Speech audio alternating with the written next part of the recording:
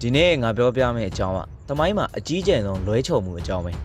မင်းတို့ကိုငါတိုင်းမချင်းလေးတစ်ခုပေးလိုက်မယ်ကွာ1950ခုနှစ်လောက်ကိုပြန်သွားကြည့်အောင်အဲ့ဒီအချိန်မှာမင်းကနိုင်ငံတကာစီးပွားရေးပညာရှင်တယောက်အနေနဲ့အာရှမြေပုံကိုဖြန့်ချလိုက်ကွာပြီးရင်မိကုန်းတစ်ခုမေးမယ်ဒီအရှိတောင်အာရှမှာနောက်နှစ်50 60နေရင်ဘယ်နိုင်ငံအချမ်းသာဆုံးဖြစ်မလဲလို့မေးကြည့်လိုက်အဖြစ်ကဘာဖြစ်မလဲသိလားမြန်မာပြည်ကွာအဲ့ဒီခေတ်ကမြန်မာပြည်ဆိုတာအာရှရဲ့စပတ်ကြီးလေကမ္ဘာစံတင်ပို့မှုထိပ်သီးကျွန်းသစ်လားကမ္ဘာဈေးကွက်ရဲ့85ရာခိုင်နှုန်းငါတို့စီရထွက်တာရေနံကြောက်မြတ်တဘာဝဓာတ်ငွေမြေကြီးကိုဒုံးနဲ့ထိုးလိုက်တော့ရွှေထွက်မလားအောင်းမေးရလူမှုရေးချိန်တွေကိုကြည့်အောင်မလားရန်ကုန်မြို့ဆိုတာအဲ့ဒီခေတ်ကလန်ဒန်တို့ပဲရစ်တို့နေတော့ရှင်လို့ရရဲ့ Cosmopolitan City ကြီးလေဆိပ်ဆိုရင်အာရှမှာအကောင်းဆုံးနဲ့အစီကားဆုံးပဲနိုင်ငံခြားသားခီးသည်တွေကရန်ကုန်လေဆိပ်မှာဆင်း Strand Hotel မှာတဲ Pegu Club မှာကော်တေးတောက်ပြီးတော့ပန်းဖြေကြတာဒီပညာရေးမှာဆိုရင်လည်းရန်ကုန်တက္ကသိုလ်ဘွဲရဆိုတာအာရှမှာ top class ပဲအိန္ဒိချင်းနိုင်ငံအကြောင်းသားတွေရန်ကုန်မှာကျောင်းလာတက်ဖို့အိမ်မက်မက်ကြတဲ့ခေတ်ပေါ့အဲ့ဒီအချိန်ကစင်ကာပူကဘာရှိလဲ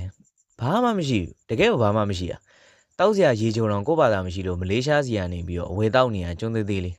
းသူတို့ခေါင်းဆောင်လီကွမ်ယူကိုယ်တိုင်ဟာငါတို့နိုင်ငံရှွန့်အိမ်မှာကွာလို့အားငယ်ခဲ့ရနေရတန်ရဇာတာတုံညလူမျိုးရေးထိခဲုံနေရလဲခဏခဏဖြစ်တယ်နိုင်ငံတကာသုံးသက်တာဒီနိုင်ငံကြခံမှာမဟုတ်ဘူးတဲ့ဒါမဲ့ဒီနေ့2024ကိုပြန်ကြည့်လိုက်အဲ့ဒီရှွန့်အိမ်လေးကကမ္ဘာအချမ်းသာဆုံးထိပ်သီးနိုင်ငံဖြစ်သွားတယ်လူတို့ချင်းဝင်ငွေ GDP per capita ဒေါ်လာ8000ခွဲကျော်တယ်ငါတို့ရွှေနိုင်ငံကြီးကတော့ပြည်တွင်းစစ်မီးနဲ့စင်ရင်မွဲတေမှုနဲ့ဒေါ်လာ1000ဝန်းကျင်မှာရုန်းကန်နေရတော့မယ်ဒါကကန်တရားလားမဟုတ်ဒါရွေးချယ်မှုပဲဒီကွာခြားချက်ကြီးဘလို့ဖြစ်လာလဲဆိုတာငါတို့တမိုင်းရဲ့နောက်ကွယ်က mindset တွေကိုခွဲစိတ်ကြည့်အောင်မျက်ရည်နဲ့မာန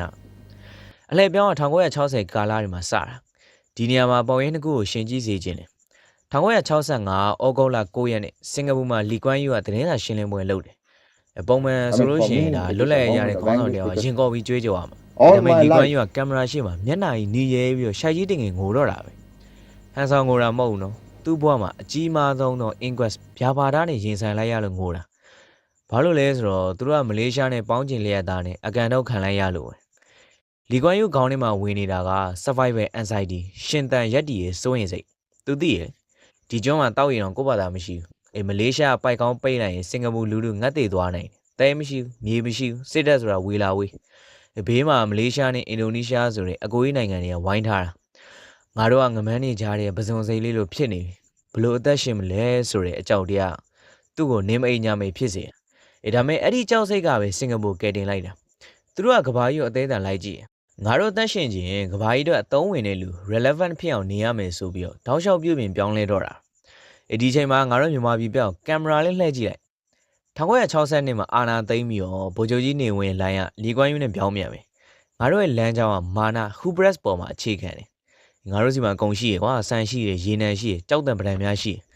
ကဘာကြီးကိုဂူးဆိုင်တယ်မလိုပါဘူးကွာတကားပိတ်ကိုယ့်ဘာသာနေမယ်ဆိုတဲ့မန်တက်မှုပေါ့အဲ့ဒီမှာနမဲကျော် Burmese way to socialism မြန်မာနီးမြန်မာဟန် socialist နဲ့ဆိုတာကြီးပေါ်လာတာပဲရလက်ကဘာလဲသိလား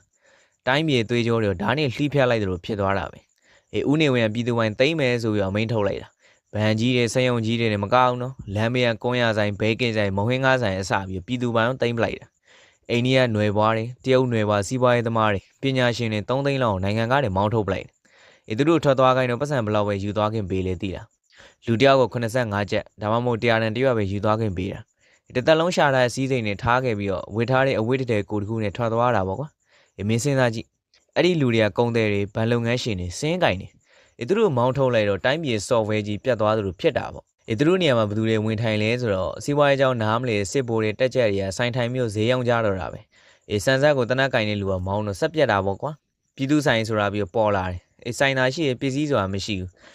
းအာရှရဲ့စပက်ကြီးကကိုပြည်သူတော်ကိုပြန်မကြွေးနိုင်တဲ့အဆင့်ကိုချက်ချင်းကိုရှော့ကျသွားအဲ့ဒီမာနာကြောင့်ပဲ Mexican Fandango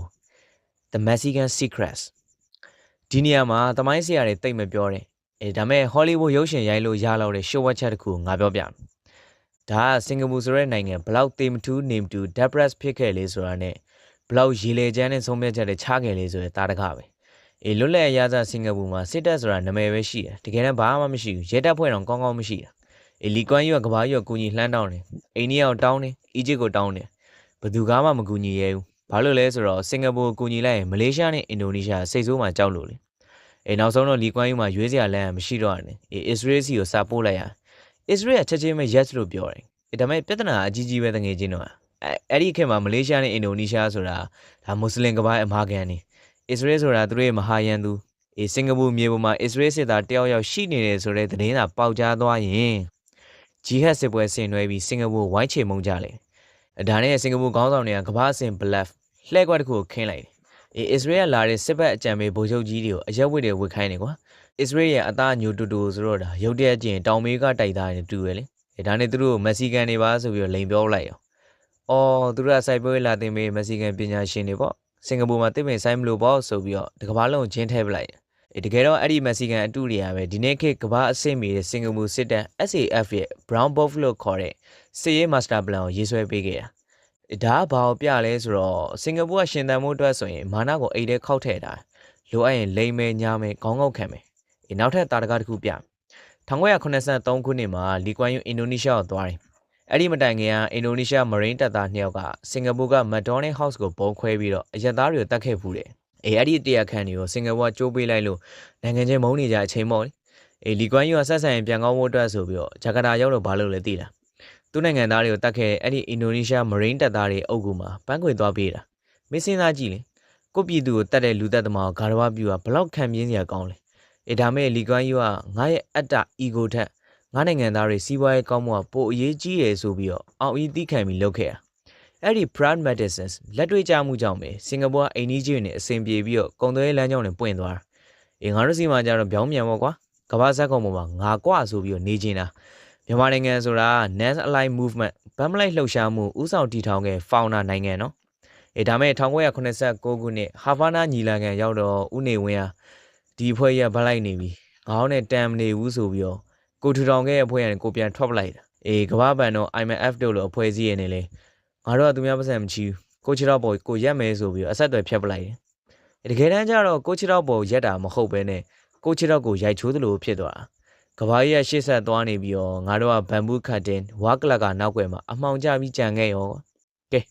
ဒီနေ့တော့ဒီလောက်နဲ့ခဏရက်လိုက်မယ်အခုအပိုင်းတင်မှာငါတို့ဘာတွေတွေ့ခဲ့လဲစင်ကာပူကရှင်သန်မှုအတွက်သူ့မာနကိုချတယ်အစ္စရေးကိုမက္ဆီကန်မာလို့လိန်ပြီးတော့စစ်တပ်ထောင်ခဲ့တဲ့အကြောင်းတွေ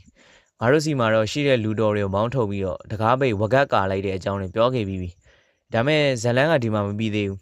တကယ်အနှစ်ကနောက်လာမယ့်အပိုင်းနှစ်မှာကြံသေးတယ်အပိုင်းနှစ်ကျရင်ငါတို့ဘာကြောင့်ပြောမလဲဆိုတော့ခေါင်းဆောင်တယောက်ကကိုယ်တငယ်ချင်းအရင်ခောက်ကိုတောင်ထောင်ချဖို့ဝင်မလေးတဲ့ logic ရုပ်တည်နဲ့ကိုပြည်သူတွေရဲ့ပတ်စံတွေကိုဘေးရင်ရတရားတစ်ခုတည်းနဲ့စက်ကူစုပ်လုပ်ပစ်လိုက်တဲ့ magic အယူသေးမှုအကြောင်းပြောပြမယ်ပြီးတော့လက်ရှိရန်ကုန်နဲ့စင်ကာပူမိုးနဲ့မြေကြီးတို့ကွာခြားသွားတဲ့ပုံရိပ်တွေကိုနှိုင်းယှဉ်ပြအောင်ပါနောက်ပိုင်းကပိုပြီးရင်နာစရာကောင်းတယ်လို့ပိုပြီးလဲသင်ခန်းစာယူစရာကောင်းတယ်မလို့တန်းဆက်ကြည့်ကျင်တော့မြန်မာအခန်း channel ကို subscribe follow လုပ်ထားဖို့မမေ့နေအောင်ကွာနောက်ပိုင်းမှာပြန်တွေ့ကြမယ်